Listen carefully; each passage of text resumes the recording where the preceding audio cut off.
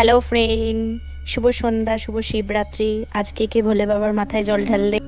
এই first time আমি উপোস করে ভোলে বাবার মাথায় জল ঢাললাম। আগে কোনোদিনও করা হয়নি, ছোটবেলায় করেছি টুকটাক, ওই উপোস করে ঘরেই জল ঢেলেছি।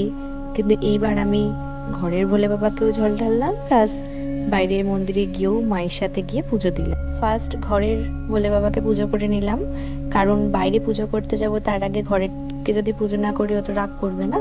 তো ওই জন্য আমি আর মা দুজনেই ঘরের ভোলে বাবাকে জল ঢাললাম, খুব সুন্দর করে পুজো করে নিলাম। এই মালাটা আমি নিজের হাতে গেঁথেছি। এই ধুতরা ফুল, ধুতরা ফল, এগুলো সব আমাদেরই গাছে। আমাদের গাছে প্রচুর ফুল হয়েছিল, ফল হয়েছিল, যেগুলো পাড়ার সবাই মানে আমাদের এখান থেকে ফুল আর ফল শিবরাত্রি পুজোর জন্য আর কি নিয়েছে। তো এখন পুরো গাছ ফাঁকা হয়ে গেছে সবাইকে দিতে দিতে। কি হয় না, গাছের কোনো জিনিস হলে না সবাইকে দিতে বেশ ভালোই লাগে। আর এখন পুরো ফাঁকা হয়ে গেছে গাছটা, আবার ফুল ধরে যাবে, ফল ধরে যাবে সেটা জানি। তো ভালো হয়েছে, পুজোর কাজেই লেগেছে। এই যে আমাদের ঘরের ভোলে বাবাকে জল ঢালা হয়ে গেছে, পুজো করা হয়ে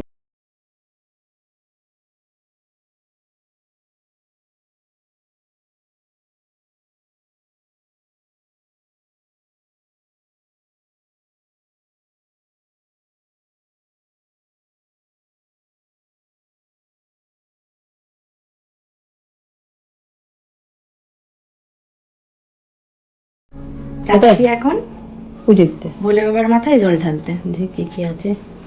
সব আছে, ফল আছে, ফুল আছে, মালা আছে, এতে মিষ্টি আছে, আর মোমবাতি, সবকিছুই আছে। সব আছে। ঠিক আছে। মন্দিরে গিয়ে দেখছি প্রচুর লাইন। আমরা একটু দাঁড়ালাম, তারপরে দেখলাম যে না, এখনো অনেকজন পেছনে চলে এসেছে। তারপরে বুঝলাম না, আমরাই লাস্ট না, অনেকে আছে। দিয়ে একটু ভিডিও শ্যুট করে নিলাম, ফটো ফটো তুললাম। আমাকে আর মাকে কেমন লাগছে, আমাকে শাড়ি পরে কেমন লাগছে অবশ্যই জানিও। একদম মন্দিরের এবার কাছাকাছি চলে এসেছি, এবার আমাদের লাইন। এবার যারা পুজো দিচ্ছে বেরোবে, তারপরে আমরা দেব।